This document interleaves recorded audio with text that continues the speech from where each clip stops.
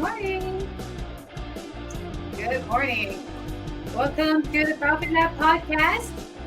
Hope you enjoy the awesome music that I play every time. And I always like to have some rock music when I start my day. It gives me lots of energy, and energy is what we need to keep going through every single day. I am your host, Marie Torossian. I am a CFO, an auditor, a certified public accountant, and a chartered global management accountant. I serve entrepreneurs and business owners through my CPA firm, Marie Torossian CPA, and my management consulting company, The Profit Lab. The Profit Lab podcast serves to expand our mission to empower entrepreneurs by bringing their stories to the masses. We are thrilled to tell your story to inspire, empower, and uplift other entrepreneurs. Check out our website and listen to the podcast at theprofitlab.biz/podcast. Just a quick brief. We launched the podcast on August 2nd, where I spoke about my entrepreneurial journey, and I shared some valuable insights as to what I learned so far and my takeaways and how you can learn from those. So we plan to feature entrepreneurs from all walks of life every week. So if you want to be on the show, please feel free to send me an email at support@theprofitlab.biz, and we'll get you set up on a date. Today is September 13th. It is our 7th episode, and we are live on Facebook at The Profit Lab Biz, on LinkedIn, Marie Torossian CPA, CGMA, and on my YouTube channel, Marie Torossian CPA. Make sure to subscribe, follow, like, and share on any of the platforms that you are listening on us. And we want to make sure that this information gets to every entrepreneur possible. My guest today, I'm so excited about it. My guest today is Pat Depirro. He's a C-level executive with over 25 years of experience in sales, marketing, and product development, working with companies such as Major League Baseball, Nickelodeon, and Bloomberg Business Week. Currently, he's the CEO of Birdie Box, a one-stop luxury gifting service experience. Pat, welcome to the Profit Lab podcast. Thank you, Marie. Thanks for having me. Yeah, I'm so excited to have you here. So Pat, we always start the show with, we want to get to know the person. You're the CEO. You've been an executive for a very long time, but before you were all that, like, you're just a person, and I know you personally, and I think everybody should know you personally. So tell us about you, Pat Depirro, you, the person, the values, and all that makes you who you are.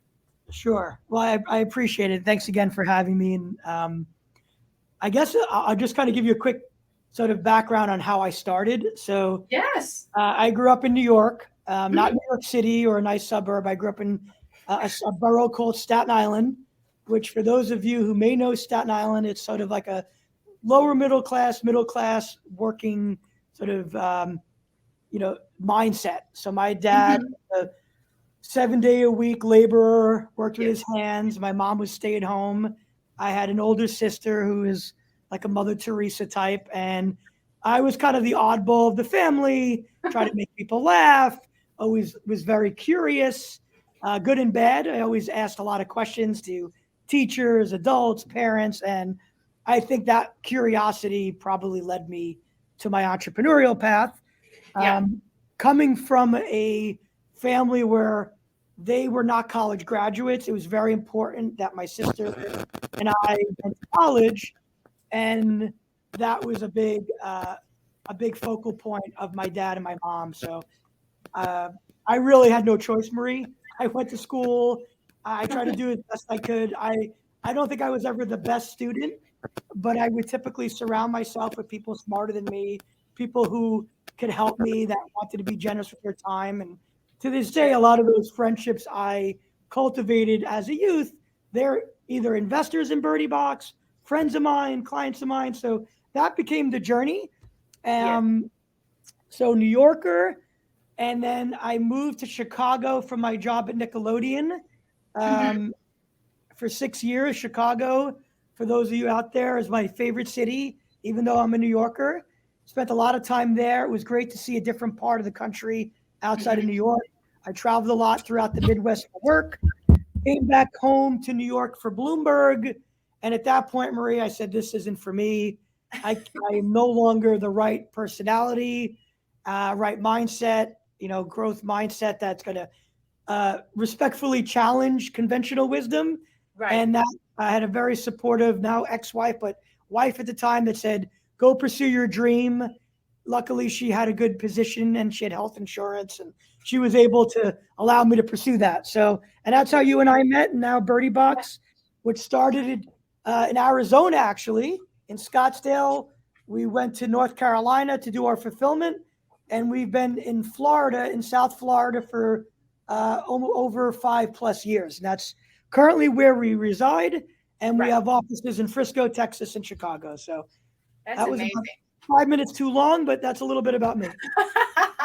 No, that's perfect. That's perfect. And yes, and you know, one of the things that you said, like, and I'm catching from what you talked about, is the mindset, right? Like where we grew up, and that's something I'm noticing as well with other entrepreneurs, is that so many of us have come from a very, you know, different mindset where we've been the oddballs. We're the ones that are trying to push out of that what we grew up out of. So that's very amazing, you know, that you've come so far along. So so when we met, I know you had kind of taken over the reins of BirdieBox, and you've really turned things around. And you guys were like in Florida, now you're in 3 different places. So tell us about that journey of like maneuvering a business to that point. I mean, that's difficult. Some entrepreneurs don't even get to the 5-year plan. So it's like, you know, how do you push through after the 5 years, and then now you're at the growth phase?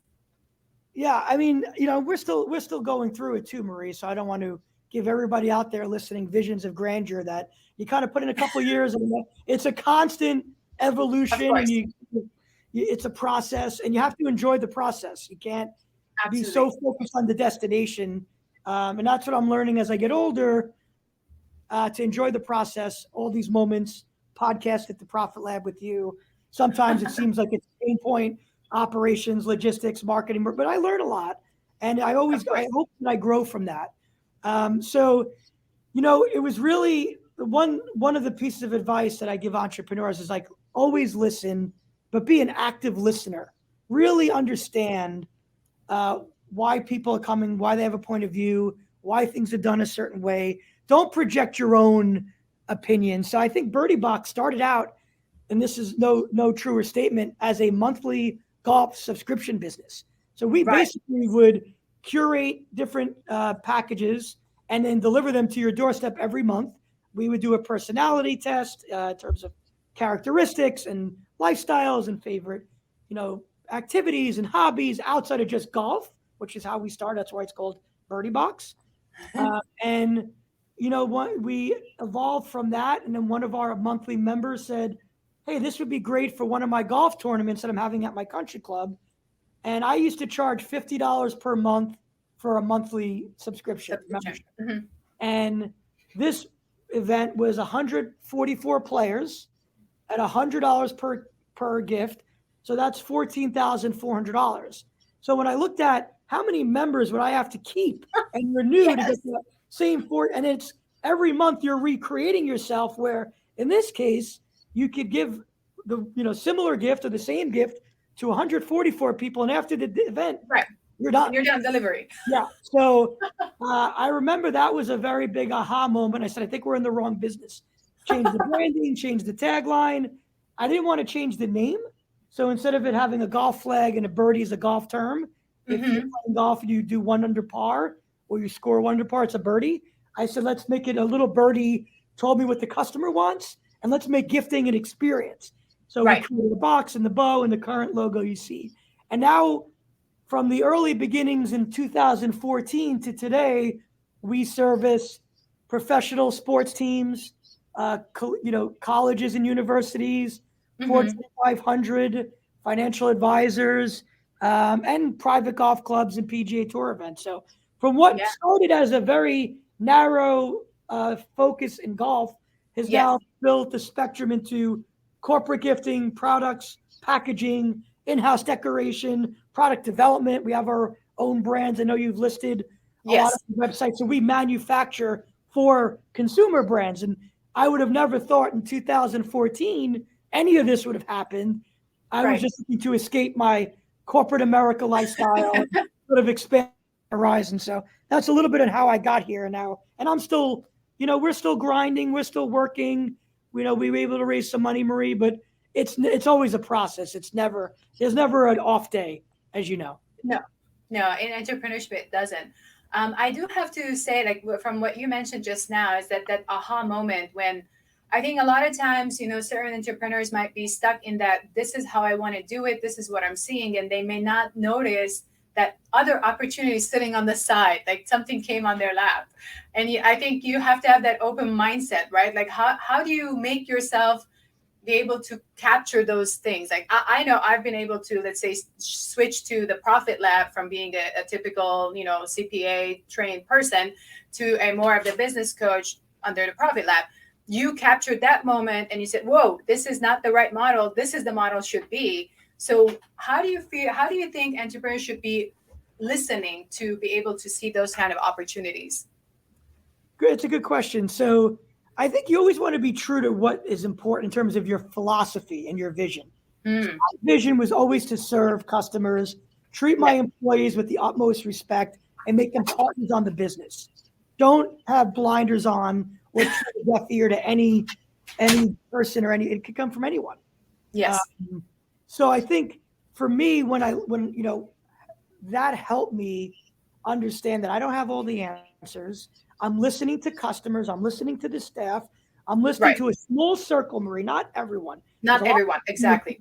But a small circle of trusted advisors and then experts in certain fields. And as I listened to them and started to synthesize the information, I'm like, there are a lot of things I should be doing very differently. And I'm not afraid to fail because, some people want to be perfect, right? And they work so hard on, shaping it and they lament over it for days and weeks and months, where I'm like, let's put it out there. The market's going to tell us if we're right and wrong, and we're going to learn some very valuable lessons along the way. And I'm okay with criticism and feedback.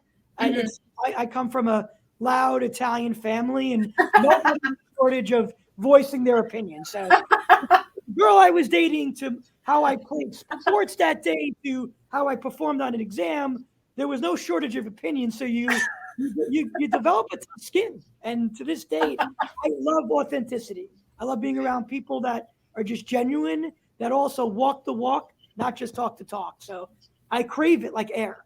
So that's what I think helped me sort of continue on the journey and overcome a lot of obstacles, a lot of setbacks, a lot of fear, that I was able to still, despite the fear, continue to move forward and persevere. Yeah, absolutely. And then you mentioned the having the right people around you and listening to the right people. And I think, when we were working together, that's exactly what I learned from you. And the vision, that's another key thing you said. It's about having the vision. One of the things that I learned from you, being just a consultant, just helping you out on the accounting side, is that you were able to explain the vision that you were seeing for Birdie Box, and you knew where you wanted to get to, and you were able to gather the right people around you and then have them think through it with you. So I that was one thing that I was just so amazed, because that was something that I learned from you. So I have to say thank you for that.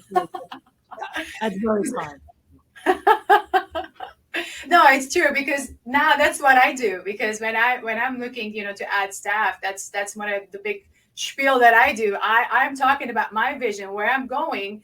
And if they don't see themselves in it, then they're not the right people. I don't want to waste their time or my time. I see that 10X sign behind you. Imagine someone didn't believe in Grant, right? And you're like, well, this is someone that's a hero of mine, someone I believe in. I've taken courses, I've studied, and it's one thing to disagree with Marie Torossian. It's another thing if philosophically you don't feel like you share that vision. And it's also got to be a mindset that there are seasons to everything, right? So what I mean by that is people have seasons, family members, friends, sometimes. And, as you grow and evolve, Marie, from where you were in Lebanon, right, to coming to the States, to getting married, to being an accountant, to your career path as an entrepreneur, you want to be around people maybe in certain seasons or stages they were right for Marie. But as you evolve, the season changes. Absolutely. And I used to be so steadfast on I have to be loyal. And it's one thing to be loyal, but be blind. And now my loyalty is earned. and it's given, and it's got to be reciprocal. And certain times you have to have what we call kind candor. Like even you and I came to that place where your dream was not Birdie Box, it was to be an entrepreneur and do what you're doing with Profit Lab. So I can't be upset that your dream isn't my dream. And that season was beautiful. And now 2 or 3 years later, we're talking today. So I look at everything as a purpose. And can you learn? And are you listening and you're being empathetic? And then you apply those learnings. That's my entire way of how I think about life, not just business. Yeah, absolutely. Yeah, I love that. Thank you, Pat. And the other thing you mentioned, and I wanted to pinpoint that for other entrepreneurs as well.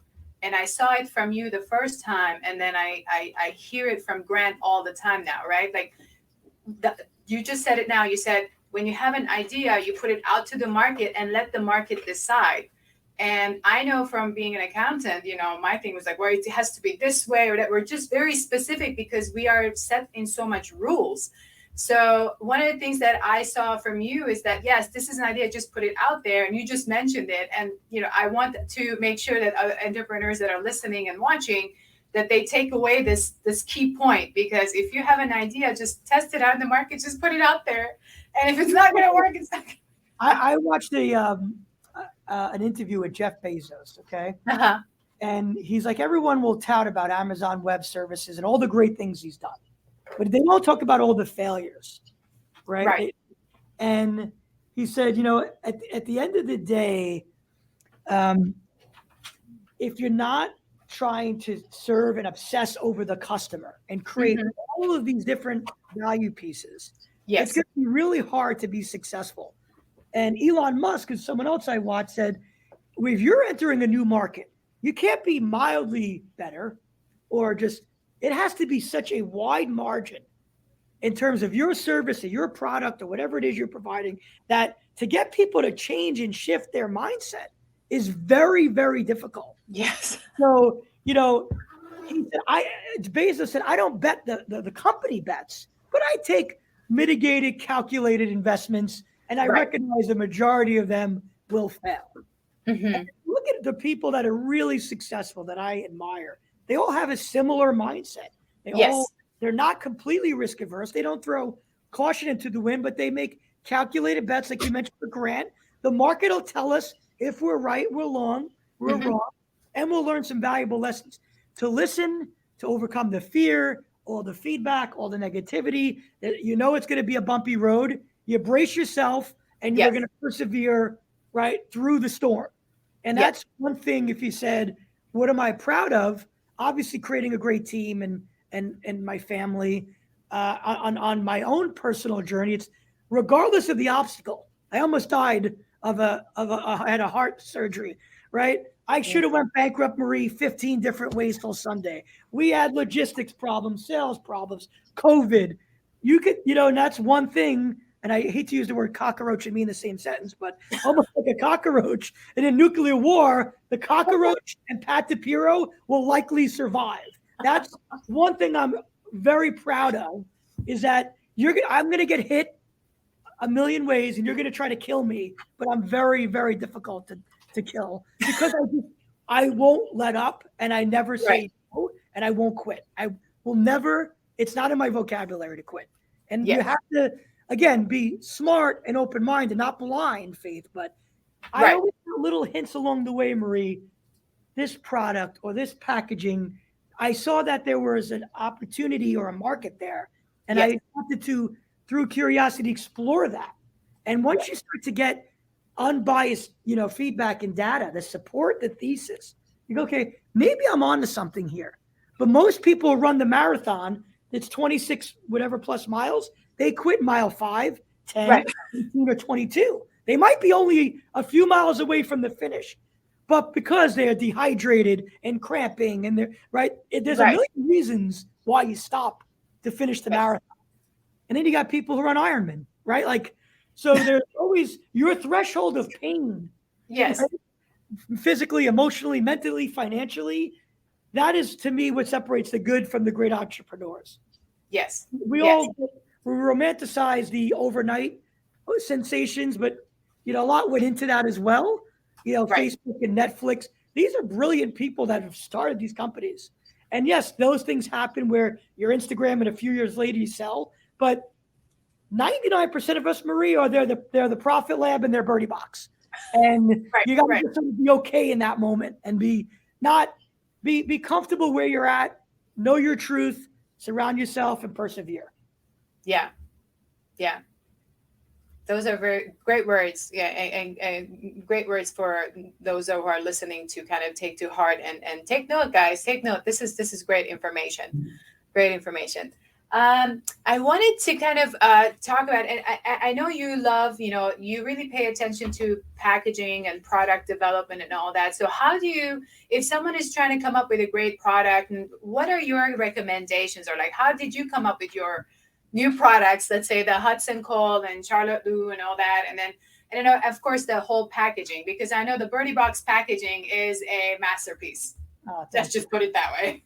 Yeah, I think, I started seeing what people were interested in, what they were purchasing. So if it was travel gear, you look at Toomey, Briggs & Riley, Away Luggage, Herschel Supply Company. I'm like, well, what is so compelling? I get the brand, but is it the construction of the material? Is it how it makes them feel? Is it trendy? Is it versatile? And why? And then I'd read reviews and I'd ask customers, because if I look at a Yeti tumbler versus another tumbler, on the surface, it's a double insulated piece of drinkware, right? And then there's Corksicle and Tempercraft and Hydro Flask and Ember. So once I understand why they make buying decisions, I would always ask, like, well, what do you like least about it? Or what would you, if you could make one change, what would that change be? Wow. Or I'd read the negative feedback. I'd go to the 5-star reviews, then the 1-star reviews, Marie, and I'd say, what are people unhappy about? Like, genuinely, not, okay, they maybe had an outlier that it shipped late. Right. But true. And they'd say, well, I wish it had a compartment for my drinkware, or I wish it was waterproof, or the handle breaks easily and it doesn't allow me, if I'm stacking the cooler and I want to have a picnic basket or a birthday cake, I can't. There's no straps to hold it. I'd say, well, why wouldn't we just add straps? And if it was technology, I look at Apple, Sonos, Bang & Olufsen, JBL, and it's great brands. Well, where's that middle ground? Where's that attainable luxury? I don't want something cheap that's quote unquote a knockoff, but I can't afford. I don't have the budget for Apple or Bose or Master Dynamic. And I'd say, where's the sweet spot? Yeah. And then I look at all the different products and say, well, I like this about product A, this about product B. And then I combine them, share it with the staff, share it with some part of our audience, say, what would you do differently before I mass produce this product? Tell me what you think. And you get the best feedback from the right people. I don't know. I'm not an expert in consumer electronics or men's bags and totes and travel gear, or, home style and glass and decanter sets and Moscow Mule. All I could do is ask people who drink Moscow Mules or drink Scotch, and you'll learn from and I always have both men and women, because it's very different mindset. And I think in corporate gifts, it's very masculine dominated, which as a mama's boy who is very close to his mom and his sister, I always wanted to get the female point of view, design, style, functionality, weight, because you have to think for both audiences. And that's how I come up with products. And then I look at the sales team and say, is this something that you've been getting inquiries about? Do you think this is a market here? And they would filter it with some of their best clients, and then we get the feedback. So right now we're working on a design patent for a cooler bag. So it's a backpack and a cooler bag, and I won't bore you with the details, but it's been 8 months in the making. And then we did prototype 1, prototype 2, prototype 3, and now we're finally getting to that last, final proof, and then we'll mass produce. So it's the product development is a journey, and there's a lot of things that can go wrong, function, battery life, legality. I mean, there's a lot of things that go into this. So I'm learning every day too, Marie. Yeah, no, that's great. That's really great information, Pat, because, it does take a lot of production time. And I love the fact that you are asking your own clients, like, what is it that you like? So it's a lot of surveying and getting feedback from your clients to make sure that you're getting them what they want.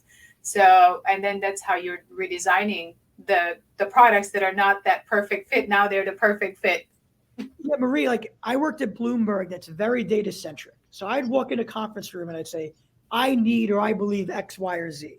And what I Okay. learned very quickly why Bloomberg is a multi-billion-dollar company is that they don't make decisions on hunches or intuition, opinion. All It's data. all rooted in data, concrete substance data. Yes.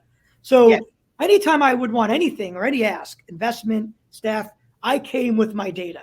So whenever we go into the market, whether it's the packaging side or the decoration in terms of how we add a person's name or initials or a logo or some imagery, it's rooted in data, hard feedback that's, unbiased, that I can trust the data. And with the data, I can make smarter decisions. So we live and breathe by that, which is why digital, marketing and social media is so important, because you get to, in real time, gauge what's resonating, what's not resonating. And then you could tweak things on the fly, including this podcast, right? You'll learn every podcast what they like. Yeah, every you learn, right? And that's what I love about it. I mean, between the first podcast I did with the other one, I have a coffee time with Reuters and CPA, and this one, I mean, it's like almost a year now, and it's a very different way that I approach the podcast now versus the first time. Obviously, we are always learning, that's for sure. We never. And you have to enjoy that too. You have to enjoy the education and learning. That's why I think people love travel, right? You get to experience other cities, other cultures, right? And it's exciting to know there's not just your way of thinking or your way of living. And I learn a lot from all my travels, all across here or overseas. And that's another thing. You got to just be sensitive to those things, the cultural values, what they're excited about, their priority. We're all very, very different. And that's why I'm not a big fan of politics, because it's very divisive. Yes. I'm not a big fan, even economic status, right? It's like rich, middle class, poor. It's like, this isn't a kumbaya moment for me, Marie, but like, if you understand and can empathize, right, you can't be prejudiced of someone who comes from wealth, and you can't be angry that you come from poverty, or like you and I, lower middle class. Like, you got to embrace who you are, understand where they come from, and try to find common ground.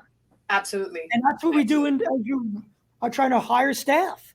You don't want, God forbid, there's 100 Pat Depirros, the world would explode in a bad way. So I want different people from different backgrounds and different experiences. But just be thoughtful, respectful, and empathetic. That's all I ask. Yeah, absolutely. That's great. And I know you have a very specific way of the way you hire. One of the things I wanted to also discuss, and I think it would be helpful to entrepreneurs, and I know that for me, it took me a long time until I started learning from Grant how to create like a sales process. You guys had a very cool sales process. I don't know if you want to kind of mention a little bit about how you came about that or how you implemented that. Sure. And that's very important, because most people don't realize how important that is. I didn't realize it until I started my entrepreneurial journey. Yeah, I mean, what you want to do is spend your time with the right customers or prospects. So what I've learned after years of failure in my business, people want to touch it and feel it. They want to have that wow moment, that unboxing, that experience. Yes. So it became incredibly important that custom, highly personalized sample gifts prelude the actual meeting. Because once you experienced it, Marie, you touched it, you felt it, you saw your initials, your name, a picture of your children, your college alma mater, whatever that was, you got it. We're creating those magic moments. I could put it in a PowerPoint, I could go to a show, but that became very important. And then the needs analysis, where we qualify the right type of person for Birdie Box. Right. We have very systemic questions that are layered, like an onion, you're kind of peeling them to understand, is this the right potential prospect or client for Birdie Box, and vice versa. Maybe we don't meet their needs. So we're very deliberate. We're very intentional. So samples are a big part of what we do. To get them in the sales funnel, you start wide, narrow them. We bring people on site. We fly them in, pay for their airfare, pick them up at the airport, create a custom shopping experience when they walk in the showroom, all very intentional. Yes. Narrow niche trade shows, very specific trade shows, but rather than just have a booth and give away a tchotchke, we book appointments, we have time slots, we create shopping moments, we ask we're very, very prepared on that end before that person. And if there's what we call a tire kicker, or someone who's just walking by, there's another area of that booth that they go to. So the side is the left, the tire kicker's to the right. And the way we position the products and the different curated gift sets, we put the ones that we know will likely resonate brand-centric or theme-centric first, because that's your eyes, you read left to right, same way you go in a trade show booth. So watching the behavior of that is very, very important. On the e-com side, where's the abandon rate? Where are they originating? What terms are resonating best? Looking at your Google Analytics, understanding the site behavior, the user behavior, and constantly evolving and tweaking your email strategy, your marketing strategy. So our sales is samples, very personalized custom samples. E-com, obviously, from a lead gen, and we have a site launch coming out this week that's very product driven. Okay. And then these very hyper targeted trade shows that we do. And then the last piece of advice, but you have to have the right partners. I go by vertical. So if I look at financial services or real estate or golf, I can't be all things. I have to think of it through their eyes. Right. So rather than me come up with my own strategy, who are the most trusted, influential people in each vertical? So if I'm in the golf area, I look at the PGA of America. The PGA of America is where the golf professional, the head golf professional, they have to go through schooling and get these credentials. And then geographically, there's 41 sections of the PGA of America, which is very different than the PGA Tour. So we have 20 plus partnerships with each section. Those people will lead me to the right customers. They understand that needs analysis. So now it's free labor. They become a sales arm for a Birdie Box. They vet them. So by the time it gets to our sales team, Marie, we know that they're a qualified client. Right. So support that section in whatever their endeavors are, but they have to earn it. I just don't write blind checks. Like, this isn't a sponsorship. I just write 5 and 6 figure checks and run advertising. It has to be a collaborative effort, and the right partners want to help Marie Torossian. They don't just go, Marie, I'll help you with this caveat. So when I brought you on, you did a lot of work for me before I gave you $1. And that's what impressed me, that you were willing to put that time and that energy and use your expertise just to show me how you thought and how you cared. And it made it easier. Then I wouldn't take advantage of that as a partner. I would reciprocate that. So I would tell any entrepreneur, find partners it's not always about a dollar for dollar, but they're really invested in your mission, in you as a person, in your cause, and they want to help. And I think that's as important in the sales process as anything. Absolutely. Yes, of course. I totally get that. So your top clients, for example, in a specific sector, they're becoming like your ambassadors, right? They're becoming your biggest fans, which is something, of course, Grant talks about too. So that's kind of like, that's what you build, and that makes it an extended arm. Absolutely. Another question that I wanted to bring up, and I think this is important because, when entrepreneurs, when we first start out, like, we're in every area of the business, and in high level we should be, but what happens is that they try to do it all themselves. So as a CEO for so many years, you've already grown the company for so much. How do you manage, or how do you use your time wisely, let's say, in the best way, right? So, and how could you advise other entrepreneurs about that? Yeah, it's hard because you have limited resources and funds to hire great people. We'd all love to hire this all-star staff. I think you got to think about, what the business needs today, in a year and 3 years, and the people that you bring on board. Do you think that they have a propensity, and have illustrated ability to grow and evolve and adapt?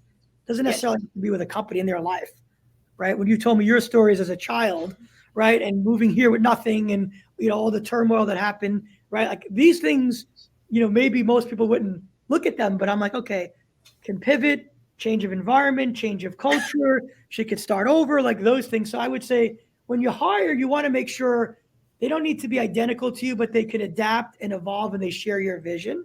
And then also prioritize the needs of the business. So, I just recently have dedicated social media marketers, because in the beginning I needed direct sales, operation, warehouse logistics. Right. We Right. prioritized in a lifeline and put a roadmap together of what that business needed at that time.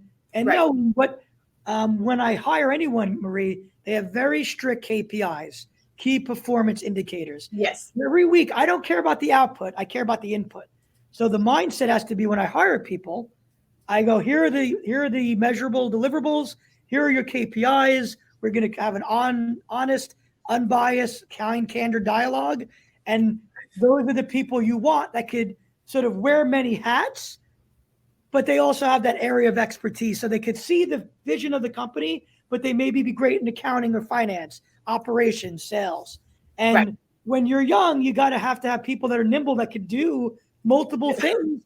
And if they don't know something, which we are all blind and ignorant in certain factors, they might have a network of people that you don't have to compensate to that they can tap into that network.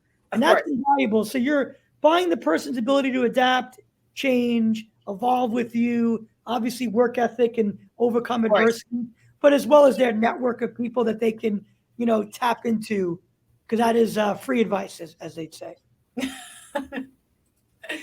Sounds good. I'm going to just, for a moment, I'm going to read out, because I did not get to do that, just because those who are listening on the podcast, they're not going to see that I put up some of your websites here. So I'm going to read it out loud. So for those of you listening, the websites for Birdie Box are basically BirdieBox.com. You can also check bb-tech with a TEK.com, Hudson-Cole.com, CharlotteLou.com, old-times.com. So make sure to check out the websites and get to know a little bit more about some of the products that Birdie Box has and the gifting experience that they deliver. Excellent. There's a perfect example, Marie. I would love all those websites not to have a hyphen, but someone who wants to charge you a lot of money to own that URL. Right. Yes. So rather than say, well, I got to change the name, today it has a hyphen. A year or two from now, I'm sure it'll just be BB Tech, Hudson Cole, Charlotte Lou, and old.com. But you got to just absolutely. You just go with it. You go. I will give you a perfect example for the Profit Lab. That's exactly what happened. The profitlab.com was impossible to get. It was going to be very expensive. Somebody else has purchased it. And so I just went with profitlab.biz. Yeah. I'm not stopping my work. Yeah. So we got to go with what we have right now. So awesome. This was great. And I know you talked a little bit about hiring, and then right now, and I know something we've talked about, and I know you are one of those, executives that when I was working with you as a consultant, you very much understood some of the financial aspects of the business, which was very shocking to me. Most of the time they won't know. So we had a lot of great conversations on that. So can you please, maybe from your experience, share and advise how entrepreneurs that are starting their business, how they should view the financial information in their business? Sure. So there are two things I learned very quickly: your balance sheet, right, and your P&L, right, your cash flow. So I would just say for any entrepreneur, make sure you understand how to read a balance sheet and how you could put a P&L cash flow statement together, because that'll be a good indicator of how people value, where you focus your business, where you may need to adjust and address things. And you have to have sound systems in place and processes so that you're getting the right information so that you as the CEO or entrepreneur can make educated decisions. So those are the things I learned from a gentleman early on. Was I never read a balance sheet or a P&L statement, cash flow statement before Birdie Box. So truth be told. Right. Otherwise, you wouldn't know what's going on in your business at all. So that's great. I always love working with, CEOs that actually know how to read the financials and just ask questions. And what does this mean? What does that mean? Or, how can we make this better? And it definitely, the CEO may not be the person fixing all of that, but then it's about understanding the numbers and then starting the discussion with the rest of the team to help fix the problems, Marie, perfect example. I'll give you two because I know we're short on time because I talk too much. Time value of money. The time value of money. If you get paid up front, right, and you don't have to deliver the goods for 3 months, 6 months, what's that time value of that money? right? There's a value to that. And that's so payment terms and chasing receivables, right? That's very. And the other story I'll tell you, because that changed and shifted the way we operated. I'd rather make less margin, but I'd like to get the money up front, or at least a deposit, so they're committed to the agreement, and I have those dollars to invest. And the second thing, when I started analyzing our P&L, I said, well, why is our shipping costs? I thought they should be about 3 to 5%, give or take, of our total revenue, and it's more like 10 to 12%. Did gas prices or shipping prices or freight costs, did they really? And there was some of that, but when I started to unpack that a bit, I noticed there's something called the actual weight and dimensional weight. So if you ship an item, let's say you shipped a small coffee mug or a yo-yo, you shipped it in a box that could hold 6 yo-yos. You're pretty much paying for 6 yo-yos or 6 cups that relates to the freight or some delineation of that. Right. So if I had known that, I would have obviously found different shipping boxes that could fit smaller items, or I would want a weekly or monthly report on what the average weight, distributed weight from actual weight is, so that I can minimize the delta and thus reduce it. So not only did we reduce our shipping costs by 20% by doing that, I then went from FedEx to UPS, and I won't say which way because I know they're both legitimate and big, large enterprise companies. But I said, why am I paying for residential charges if I ship it to Marie's house versus Marie's office? We're like, well, to get to Marie's house, they may be inroads. It's in a neighborhood where businesses are typically on major arteries. I'm like, Then there was something called a fuel surcharge. I said, you don't need fuel to run your trucks. You don't bake that into the overall cost. And Marie, when I started asking questions, they removed the fuel surcharge, the residential, the delta. So I made a huge, not I meaning me, but I as the business, huge amount of savings by really diving into that P&L and going through the major line items, right? Staffing, T&E, operating costs, materials, maintenance on machines. I would now negotiate different terms for maintenance contracts. You really get into the numbers, and it's like anything else. Like these little things add up, and you unfortunately have to have a controller or a CFO or a senior director of finance that, hey, Pat, like you got to be paying attention to this. And then you build systems in place to sort of understand how to correct those, or how to address those challenges or issues or cost expenditures. So, and I learned I made a lot of mistakes in my 9.5 years doing Birdie Box, but I would tell you, having a great operator is as important as a salesperson, as a marketer, as a visionary. You need great controls, great systems. You need a great operation. And still to this day, we refine that: inventory management, software, CRM. And we're not great, but we have a woman now that runs it that does a very good job, and she needs more investment and more resources. And you can't neglect that, because the sexy part is in front of the customer. It's the shiny end. But the ends of the business, you look at a guy like Warren Buffett, who, agonizes over, looking at financials and annual reports. There's a reason, right? Because he's looking for the nuggets within the business, good and bad, undervalued nuggets, or, hey, the shelf life. And then you look at companies like WeWorks and Uber that have had moments, good and bad. That's what I'm trying to avoid, the same pitfalls that smarter, more accomplished people have made. And I know I'm going to make them. I'm just a little bit more aware, and I don't just bury my head in the sand saying they're going to go away, or it's not sexy, so I don't spend time.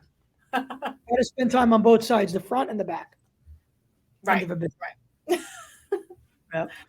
This was amazing. You have shared so much golden nuggets from your experiences and about Birdie Box. So I'm very excited that you joined me on the podcast here. So we always kind of wrap up the podcast, and I know you've given so much information, but from your personal challenges, what are 3 things that you would want entrepreneurs to focus on right now? Like the first 3 things that come to mind. You can just, and they may be a repeat, but it could be like just 3 things that they should focus on right now from your own challenges. Your time, choose your time. with the right people, both staff and customers. I think that's, also you have to understand that there'll be failures, there'll be highs and lows. Enjoy the highs, ride out the lows, persevere, and don't let your ego or your own opinion dictate your actions. So if you could put your ego at the door and check your ego and emotions and surround yourself with the right people, overcome adversity and pitfalls, kind of stay steady, I think you'll do okay. Awesome.